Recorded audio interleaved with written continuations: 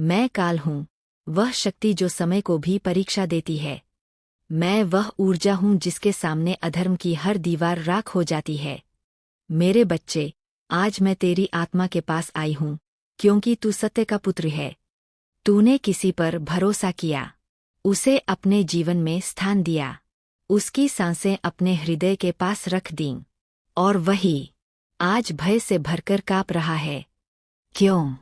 क्योंकि जो पाप चुप्पी में बोए गए थे, अब वही पाप सामाजिक ध्वनि बन चुके हैं। जिसने सोचा था, मैं धोखे को पर्दे में छिपा लूंगा, अब वह समझ रहा है, सर्वदर्शी दृष्टि से कुछ नहीं बचता। मेरे बच्चे, उसका डर कोई संयोग नहीं, यह कर्मों का प्रतिफल है, जो धीरे धीरे आत्मा में उतरता है और शरीर को अशांत कर देता है।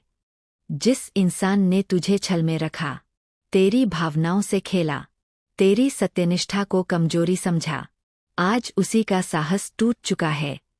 क्योंकि जहां न्याय उठता है, वहां अपराधी की नींद खत्म होती है। तेरी चुप्पी थी मेरी पुकार। उसने यह समझ लिया था कि अगर तू शांत है, तो तू असहाय है।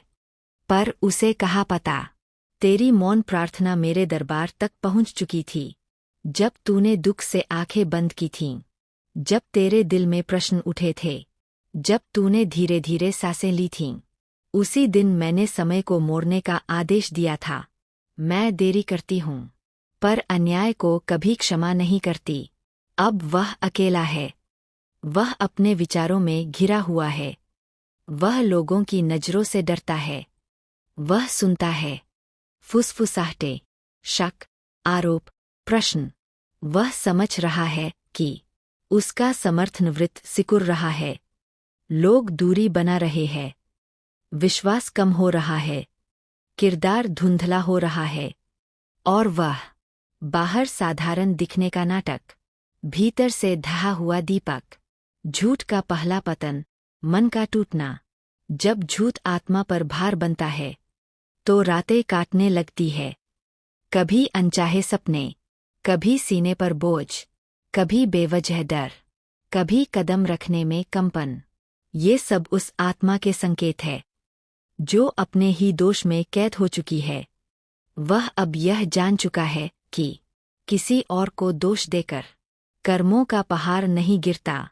जो शब्द उसने तुझे फंसाने में बोले, जो वादे उसने भ्रम पैदा करने को रचे, जो सपने उसने अपनी सुविधा से बुने, अब वही उसके गले में पापरसी का जकरन बन चुके हैं। मेरे बच्चे, तूने प्रतिशोध नहीं चाहा, तूने बदनामी नहीं मांगी, तूने विनाश नहीं मांगा, तूने केवल सत्य